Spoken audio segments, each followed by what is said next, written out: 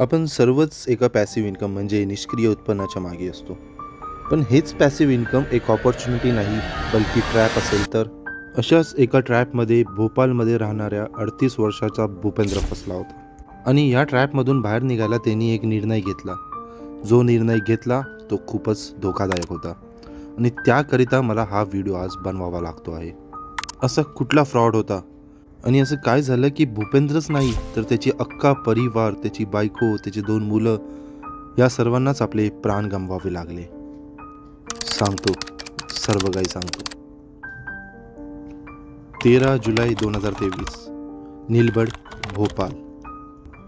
या दिवशी रात्री 9 वाजता खूप लोकांच्या व्हॉट्सॲपमध्ये एक मेसेज आला आणि हा मेसेज गुड नाईटचा नव्हता, तर एक शॉकिंग मेसेज होता. त्या मेसेजमध्ये एक फोटो होता, एक फॅमिली फोटो, आणि त्याच मेसेजमध्ये 4 पेजेसचं लेटरही अटॅच केलं होतं. हे मेसेजेस ज्या लोकांना आले त्यांमध्ये एक सामर्थ्य होतं, ते म्हणजे ते सर्वच भूपेंद्रला ओळखायचे. आणि जे 4 पेजेसचं लेटर होतं ते एक नॉर्मल लेटर नव्हतं, ते एक सुसाईड नोट होतं. या सुसाईड नोटमध्ये पूर्ण गोष्ट लपलेली आहे आणि तीच गोष्ट मी आज तुमच्यासमोर आणणार आहे. त्याकरिता आपल्याला काही महिने आधी जावं लागेल. जानेवारी 2023.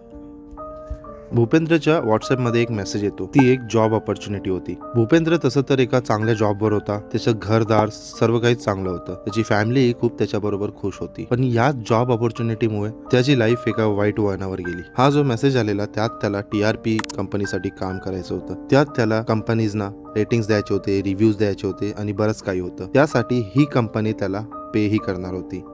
ही एक कोलंबियन बेस्ड कंपनी होती. स्टार्टिंगला तर भूपेंद्रनी 2-4 हजार इन्व्हेस्ट करून यात कामही सुरू केलं होतं, ऑफिसच्या नंतरचा वेळ काढून. पण त्यांनी एक चूक केली, किती पैसे गुंतवतोय या कंपनीत आणि किती पैसे परत येत आहेत याचा ट्रॅकच नाही ठेवला. तो या कंपनीत पैसे टाकत गेला, काम करत राहिला आणि स्टार्टिंगला तो बरंच चांगलं कमवत होता. सर्व काही सुरळीत चालू होतं, पण थोड्या दिवसांसाठी. काही दिवसांनी कंपनीने भूपेंद्रला या कंपनीत अजून पैसे गुंतवायला सांगितले, जेणेकरून जर तो जास्त पैसे टाकत गेला तर कामानंतर त्याला आउटपुटही जास्त भेटणार, ज्यामुळे तो अजून जास्त पैसे कमवू शकतो. आणि भूपेंद्रनेही ठरवले की अजून पैसे गुंतवावे.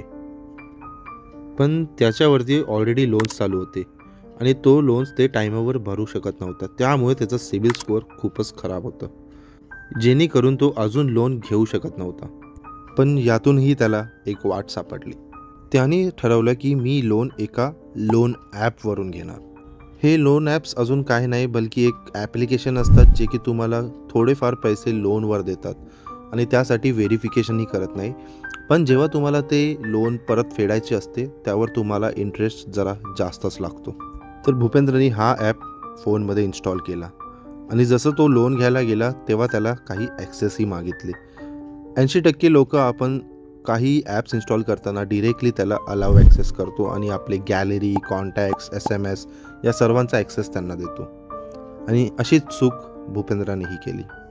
भूपेंद्र तो ॲप वापरू लागला, त्यामधून लोन घेत गेला आणि ते सर्व पैसे त्यांनी त्याच कोलंबियन कंपनीमध्ये इन्व्हेस्ट करायला सुरू केले. पण शेवटी जे होणार होतं तेच झालं. ती कोलंबियन कंपनी गायब झाली. ऑलरेडी एक फ्रॉड भूपेंद्रबरोबर झाला होता, पण ह्यापेक्षा काहीच मोठं त्याच्याबरोबर आत्ता होणार होतं. भूपेंद्रने जवळजवळ 17 लाख रुपये त्या लोन ॲप्समधून घेतले आणि ते सर्व पैसे त्यांनी त्या TRP कंपनीमध्ये इन्व्हेस्ट केले. भूपेंद्र ऑलरेडी डिप्रेस्ड होता.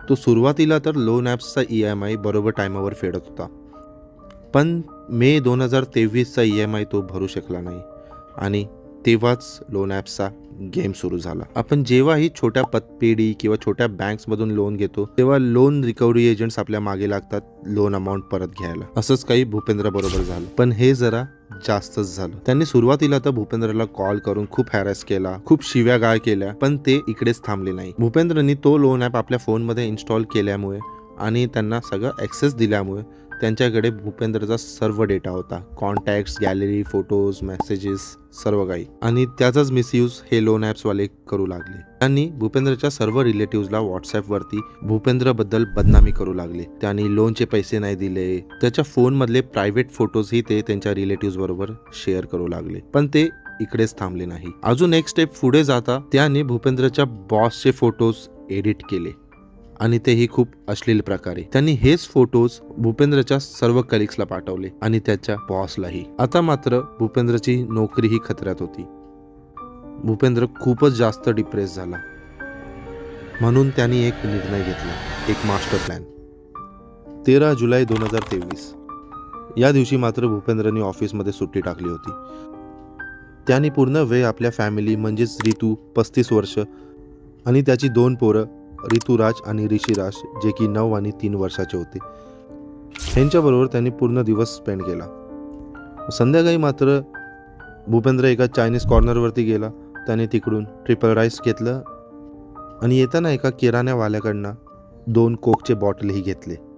भूपेंद्रच्या पोरांना चायनीज खूपच आवडत होतं आणि कोकही. मग संध्याकाळी ते जेवायला बसले. पण त्या पोरांना हे माहीत नव्हतं की त्यांचं फेवरेट डिश चायनीज ते हे परत कधीच खाऊ शकणार नव्हते. त्या मुलांनी चायनीज खाल्ल्यानंतर कोकही पिले. पण त्या कोकमध्ये होतं सेल्फॉस.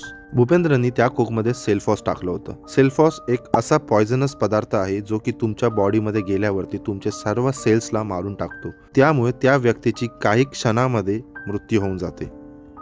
आणि असंच काही भूपेंद्रच्या मुलांबरोबरही झालं. भूपेंद्रनी हा सुसाईडचा मास्टर प्लॅन तिच्या बायकोलाही सांगितलं होतं. पण माहीत नाही का बायकोनेही ते ॲग्री केलं आणि ती पण त्या प्लॅनमध्ये सामील झाली. जेव्हा भूपेंद्रला कळाले की त्याच्या 2 मुलांचा मृत्यू झाला आहे तर त्यांनी एक लेटर लिहायला सुरू केलं. हे लेटर काही नाही तर एक सुसाईड लेटर होतं. त्यात तो सर्वांना सॉरी बोलत होता. त्या लेटरमध्ये तसं तर बरंच काही लिहिलं होतं, पण एकूण त्या लेटरमध्ये भूपेंद्रने सर्वांची माफी मागितली, कारण त्याला या गोष्टीतून बाहेर पडायला दुसरी कुठलीच वाट सापडत नव्हती. म्हणून त्याला हे करावेच लागले. त्यांनी ह्याच लेटरचे फोटोज आणि जेवणाआधी आपल्या फॅमिलीबरोबर घेतलेला एक लास्ट सेल्फी त्यांनी सर्व रिलेटिव्हजला फॉरवर्ड केले व्हॉट्सॲपवरती. आणि त्यानंतर त्यांनी आणि त्याच्या बायकोनी पंख्याला लटकून फाशी घेतली आणि आपला जीवही गमावला. मला माहिती आहे तुम्ही बोलाल की ही एक क्राईम स्टोरी तर नाहीच आहे, ही तर एक सुसाईड केस आहे. पण मी नाही मानत. ही सुसाईड केस नाही तर एक क्राईम आहे. त्या फ्रॉड कंपनीने केलेलं क्राईम आणि त्या लोन ॲपने केलेलं क्राईम. तुमच्यामधील काही लोक या गोष्टीला रिलेटही करू शकतात. आपल्या सर्वांनाच व्हॉट्सॲपमध्ये मेसेज येतात गुगलचे रेटिंग्स, यूट्यूबवर सबस्क्राईब आणि रिव्ह्यूज टाकायला. पण हे सर्व स्कॅम आहे. ते सुरुवातीला काही सॅम्पल्स देऊन 100-150 रुपयेही देतात, पण त्यानंतर ते आपल्याकडनं पैसे घेतात अजून काम द्यायसाठी आणि हे चालूच राहतं. हे सर्व काही स्कॅम आहे, यात बिलकुल पडू नका. आणि दुसरा स्कॅम आहे लोन ॲप्स. आपण सर्वच प्ले स्टोअरमध्ये हे लोन ॲप्स बघतो जे की आपल्याला 10,000, 20,000, 40,000 लोनवर देतात. आपण ते लोन ॲप्स इन्स्टॉलही करतो आणि त्यात अलाउ ॲक्सेसही देतो, ज्यामुळे आपले सर्व कॉन्टॅक्ट्स, फोटोज लिंक्ड होतं त्यांच्या सिस्टम बरोबर, जेणेकरून आपल्या फोनचा ॲक्सेस त्यांनाही असतो. आणि जेव्हा आपण तो EMI स्किप करतो तेव्हा ते वेगवेगळ्या प्रकारे आपल्याला ब्लॅकमेल करायचा प्रयत्न करतात. हे सर्व चायनीज ॲप्स आहेत, ह्यात अजिबात पडू नका. मला माहिती आहे हा एक क्राईम व्हिडिओ नाहीये, पण हा व्हिडिओ तुमच्यापर्यंत पोहोचणं खूप इम्पॉर्टंट होतं, कारण तुम्हीही या गोष्टींपासून लांब राहा. आणि जरी काही कारणास्तव तुम्ही या गोष्टीत पडला असाल तर लगेच सायबर क्राईम मध्ये रिपोर्ट करा, कारण suicide is not the end of problems. Comment करून सांगा की तुम्ही जर भूपेंद्रच्या जागी असता तर तुम्ही काय केलं असतं, कारण भूपेंद्र तर एक एक्झाम्पल होता. असे बरेच हजारो आणि लाखो लोक या ट्रॅपमध्ये रोज फसतात. धन्यवाद.